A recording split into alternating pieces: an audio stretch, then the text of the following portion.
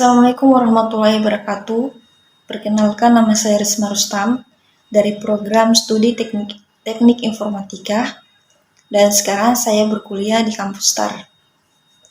Video yang saya buat ini untuk memenuhi tugas mata kuliah bahasa semester 2 yang diampu oleh Bapak Fauji Eskom MM. Tujuan dari video ini adalah untuk menjelaskan kelebihan database dan kekurangan MySQL. Saya akan menjelaskan kelebihan database-nya dulu. Ya, di sini nomor 1 itu ada menyimpan data struktur. Jadi di sini data yang disimpan dalam format yang rapi seperti tabel, sehingga mudah diakses dan diproses. Jadi contohnya di sekolah, data siswa disimpan dalam tabel, yaitu ada nama, kelas, nilai, dan absensi.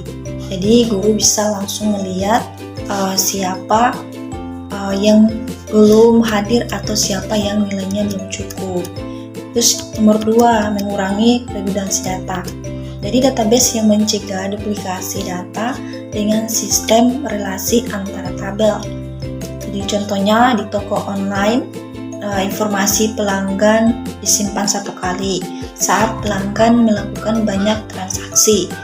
Jadi sistem cukup menyimpan ID pelanggan, bukan mengulangi data, nama, dan alamat setiap kali. Terus ketiga, konsistensi dan integritas data. Jadi database yang menjaga agar data tetap akurat dan sesuai aturan. Contohnya di rumah sakit, pasien tidak bisa memiliki 2 nomor rekan medis yang berbeda. Jadi sistem akan menolak jika ada data yang bertentangan seperti tanggal lahir yang tidak sesuai. Nomor 4 yaitu multi user. Jadi di sini banyak orang yang bisa mengakses database secara bersamaan tanpa konflik. Ya, contohnya di restoran cepat saji. Jadi kasir di meja 1 dan meja 2 bisa memproses pesanan pelanggan secara bersamaan tanpa saling mengganggu data pesanan. Terus yang kelima yaitu backup dan recovery. Jadi data bisa dicadangkan dan dipulihkan jika terjadi kerusakan. Contohnya di kantor, jika komputer rusak, data karyawan tetap aman karena sudah di backup ya di server. Admin tinggal melakukan recovery untuk mengembalikannya.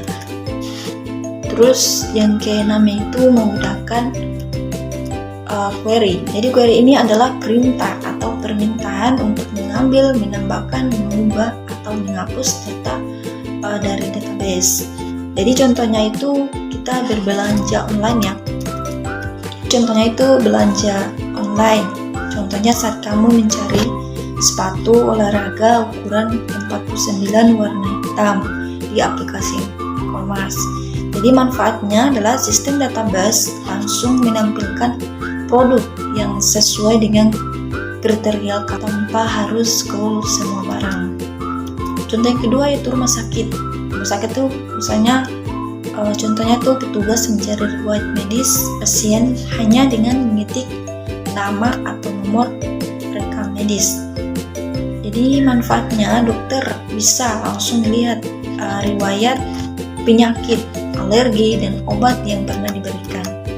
Terus yang ke-8 yaitu mendukung skalabilitas. Dari di sini database yang bisa menangani pertumbuhan data yang besar tanpa menurunkan performa. Contohnya aplikasi transportasi online seperti Gojek menyimpan jutaan data perjalanan setiap hari. Bayangkan itu.